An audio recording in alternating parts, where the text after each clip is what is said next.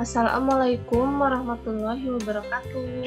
Baik, di sini saya akan menjelaskan materi tentang metode penugasan atau assignment. Metode penugasan itu sendiri, atau biasa disebut juga dengan Hungarian method, merupakan suatu metode untuk menentukan alokasi sumber daya ke suatu tugas tertentu secara one by one atau satu persatu. Nah, masalah penugasan itu sendiri biasanya merupakan suatu bentuk khusus dari masalah transportasi dengan N tempat asal dan N tempat tujuan. Penyelesaiannya berupa 1 dipasangkan atau 0 tidak dipasangkan. Nah, prinsip-prinsip dari metode Hungarian itu sendiri, yang pertama yaitu melakukan manipulasi terhadap matriks biaya yang diberikan. Nah, yaitu seperti operasi pengurangan elemen tiap baris dengan elemen minimum barisnya, melakukan operasi pengurangan elemen tiap kolom dengan elemen minimum kolomnya, melakukan pembuatan garis yang melalui elemen-elemen 0, dicari elemen minimum pada submatriks yang tidak dilewati oleh garisnya. Elemen minimum tersebut kemudian dikurangkan dari setiap elemennya pada submatriks yang tidak dilewati garis dan ditambahkan pada elemen yang dilalui oleh 2 garis. Kemudian, memanipulasi terhadap matriks biaya dilakukan beberapa kali sampai diperoleh matriks biaya optimumnya yang dapat diidentifikasi dengan banyaknya garis yang melalui elemen 0 tepat sama dengan N. Nah, di sini ada contoh soal. Sebuah perusahaan pengecoran logam mempunyai 4 jenis mesin yang diberi nama M1, M2, M3, dan M4. Setiap mesinnya mempunyai kapasitas yang berbeda dalam pengoperasiannya. Dalam minggu yang mendatang, perusahaan mendapatkan pesanan untuk menyelesaikan 4 jenis pekerjaan, yaitu job 1, job 2, job 3, dan job 4. Nah, biaya pengoperasian setiap pekerjaannya yang diperoleh dari keempat mesin, ada pada tabel ini nih. Ini biaya pengoperasiannya. Kemudian, bagaimana sih menugaskan keempat mesin tersebut untuk menyelesaikan keempat jenis pekerjaan agar total biaya pekerjaannya itu minimum? Untuk langkah-langkah penyelesaiannya, yang pertama, mengurangkan semua biaya dengan biaya terkecil dari setiap garisnya, sehingga menghasilkan reduce cost matrix.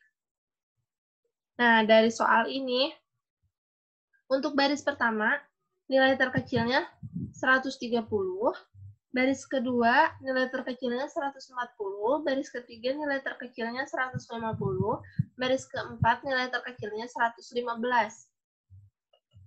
Kemudian kita kurang-kurangkan untuk baris pertama kan ini ada nilai 210, kita kurang dengan 130, maka hasilnya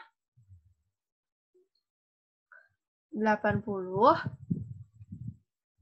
Nah, 150 kita kurangkan dengan 130, hasilnya 20. 180 dikurangi 130, hasilnya 50. Kemudian 130 dikurangi 130, hasilnya 0. Untuk baris kedua, 140 dikurangi 140, hasilnya 0. 160 dikurangi 140, hasilnya 20. 200 dikurangi 140, hasilnya 60. 190 kurangi 140, hasilnya 50. Untuk baris ketiga, 150 kurangi 150, hasilnya 0. 175 kurangi 150, hasilnya 25. 220 dikurangi 150, hasilnya 70.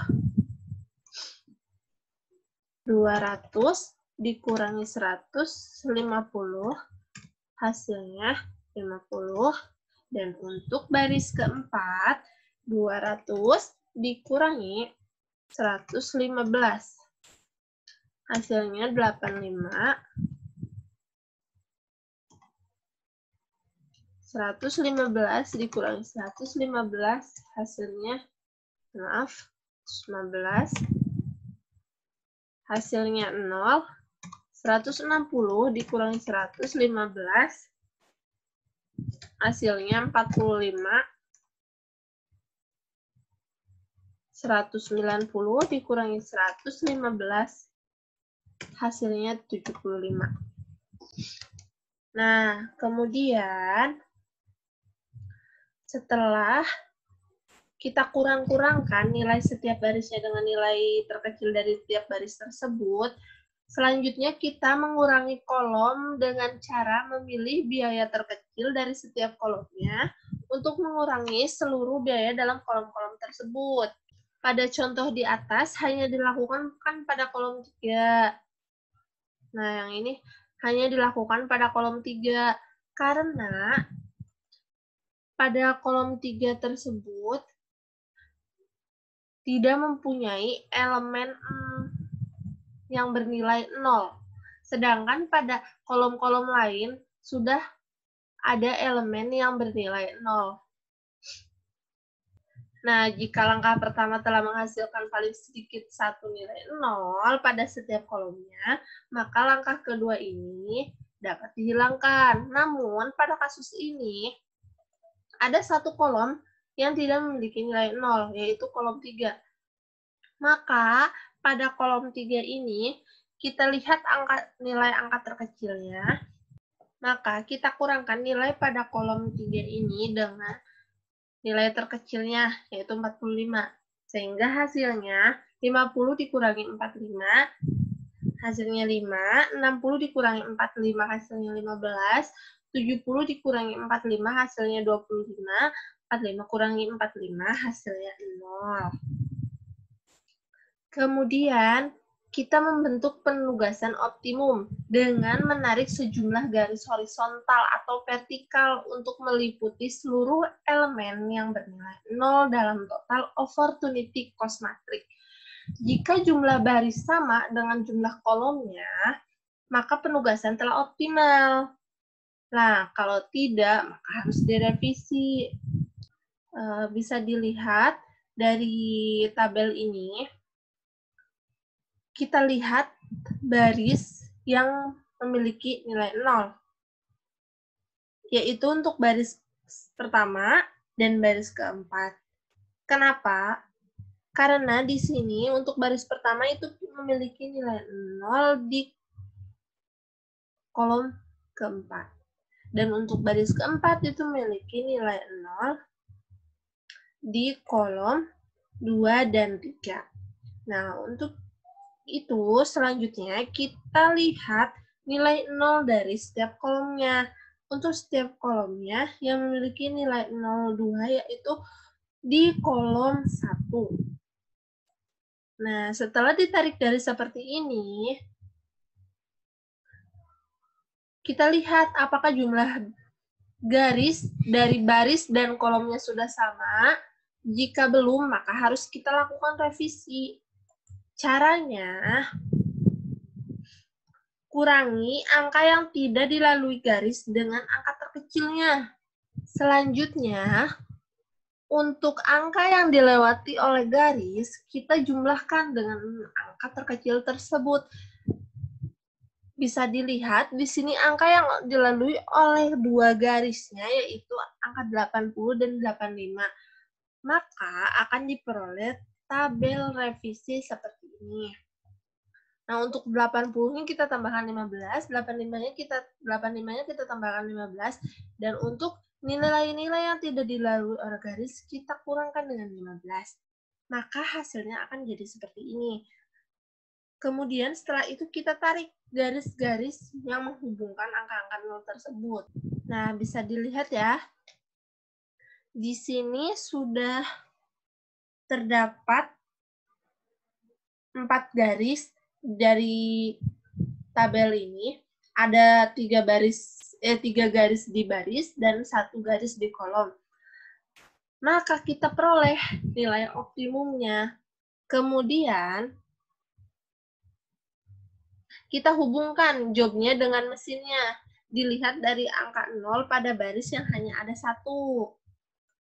Nah, di sini untuk mesin 1, kan di sini ada angka 0-nya ada di job 2 dan job 3. Kita lewat dulu. Kita lanjut ke mesin 2 dulu. Untuk mesin 2, di sini ada angka 0 di job 4. Maka kita hubungkan berarti mesin 2 dengan job 4. Maka kita hubungkan mesin 2 dengan job 4. Kemudian kita berlanjut ke mesin 3. Untuk mesin 3 kan ada angka 0 di job 1 dan job 2, kita lewat dulu. Kita lihat di mesin 4. Untuk mesin 4 terdapat angka 0 di job 1, maka kita ambil untuk mesin 4, kita ambil ke job 1. Nah, kembali ke mesin 3, karena mesin 3 terdapat 2 angka 0 di job 1 dan job 2, sedangkan job 1 sudah diambil oleh mesin 4, maka mesin 3 kita ambil ke job 2. Dan untuk mesin 1, kita ambil ke job 3. Sehingga nilainya untuk mesin 2, job 4 itu tadi lihat pada nilai awalnya ya. Nah, dari sini.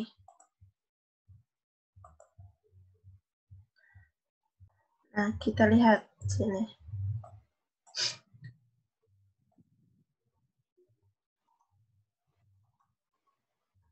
Untuk mesin 2 job 4 ke mesin 2 itu nilainya 115. Untuk mesin 4 ke job 1, mesin 4 job 1 itu nilainya 130. Mesin 3 job 2 itu nilainya 220. Dan mesin 1 job 3 itu nilainya 150. Sehingga total biaya optimumnya yaitu kita jumlahkan. Maka hasilnya yaitu 595. Nah, tabel penugasannya seperti ini. Nah, untuk yang ini itu contoh kasus minimasi. Selanjutnya, bagaimana sih jika kasusnya maksimasi? Nah, untuk kasus maksimasi di sini ada contoh, yaitu misalnya UBP Corp hendak merekrut 4 pekerja untuk menempati 4 posisi jabatan yang kosong. Nah, ini data-datanya.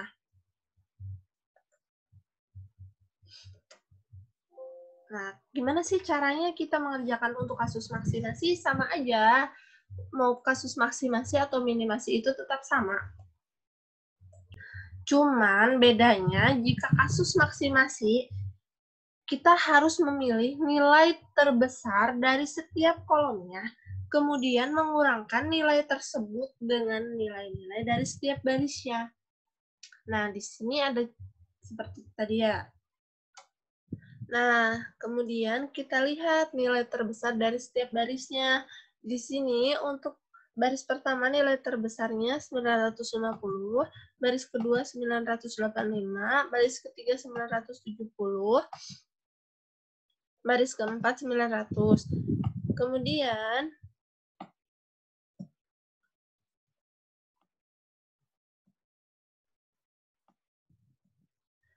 Kemudian kita kurangkan nilai terbesar tersebut dengan nilai dari setiap barisnya. Di sini untuk 950 dikurangi 850, hasilnya 100. 950, maaf. Di sini untuk 950 kurangi 950, hasilnya 0. 950 dikurangi 850, hasilnya 100. 950 dikurangi 750, hasilnya 200. 950 dikurangi 840, hasilnya 110. Baris kedua, 985 dikurangi 985, hasilnya 0. 985 dikurangi 860, hasilnya 125. 985 dikurangi 780, hasilnya 205. 985 dikurangi 870, hasilnya 165. Baris ketiga, 670 dikurangi 970, hasilnya 0. 670 dikurangi 840, hasilnya 130. 970 dikurangi 770, hasilnya 200. 970 dikurangi 830 sama dengan 140.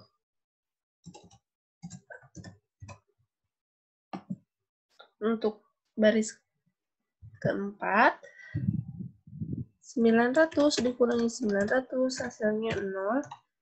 900 dikurangi 870 sama dengan 30.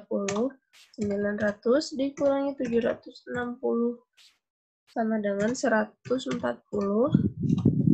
900 dikurangi 850 sama dengan 50.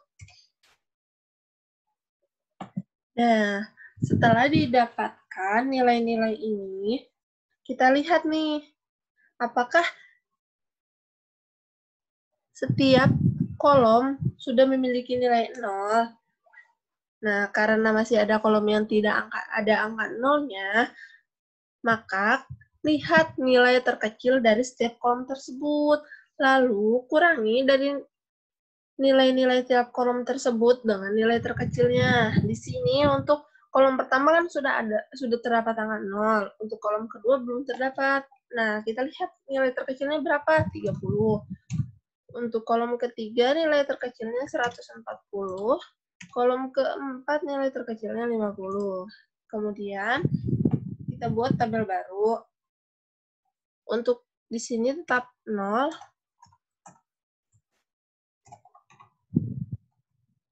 Di sini 100 dikurangi 30, 70. 125 dikurangi 30, 95. 130 kurangi 30, 100. 30 kurangi 30, 0. Untuk yang ini, 200 kurangi 140, 60. 205 dikurangi 140, 65. 200 kurangi 140, 60. 140 kurangi 140, 0. 110 dikurangi 50, 60. 165 dikurangi 50, 105. 140 kurangi 50, 90. Dan 50 kurangi 50, 0.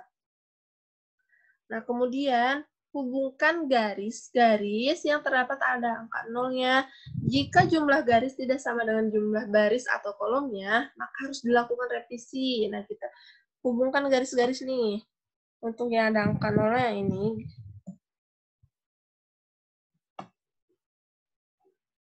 Baris ini. Dan kolom pertama.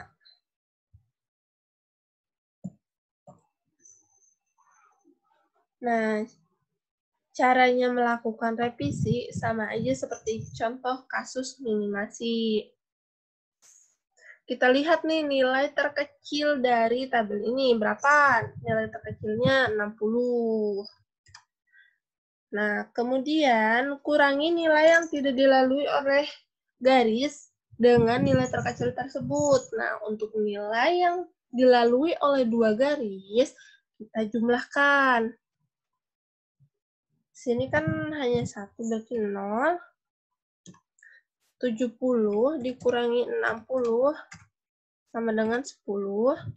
60 dikurangi 60 sama dengan 0. 60 dikurangi 60 sama dengan 0. Yang ini tetap 0. 95 dikurangi 60 sama dengan 35.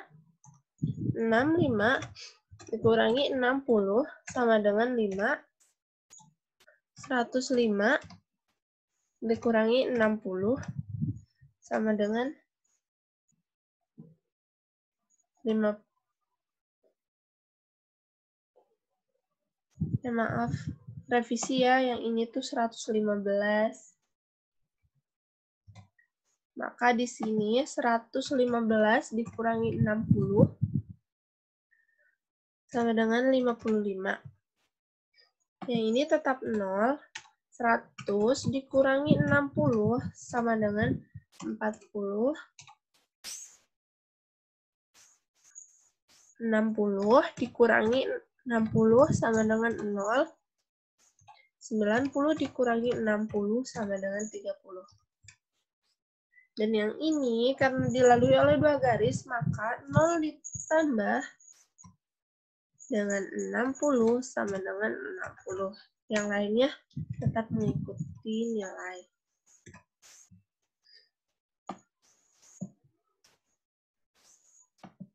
Nah, selanjutnya kita hubung-hubungkan lagi nih dengan garis yang terdapat angka 0 pada baris atau kolomnya. Sini pada kolom pertama, terus pada baris pertama,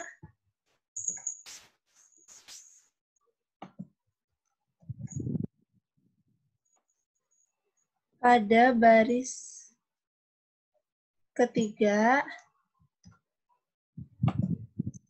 dan pada baris keempat. Nah, karena jumlah garis sudah sama dengan jumlah baris atau kolomnya, maka sudah diketahui nilai optimumnya. Sehingga selanjutnya kita hubung-hubungkan pekerja dengan jobnya. Untuk Sari sendiri di sini bisa dilihat dia bisa menempati posisi accounting, marketing, dan engineer. Kita tentukan nih untuk Sari sendiri, itu bisa di 3 job. Tapi kita lihat dulu untuk Ali, dia hanya bisa di job accounting. Maka untuk Ali, dia di job accounting. Untuk Ataya, dia bisa di job accounting dan marketing. Karena job accounting sudah diambil Ali, maka untuk Ataya, dia bisa di job marketing.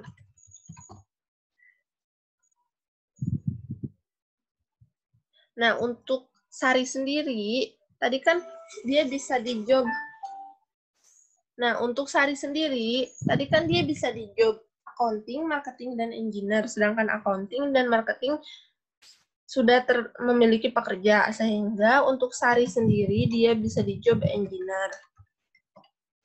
Dan untuk Lani, dia bisa di job finance. Cara menentukan job-job ini tuh dilihat dari angka 0 yang terdapat dari tabel tersebut. Nah, untuk nilainya sendiri, di sini untuk Sari, dengan job engineer itu nilainya 840.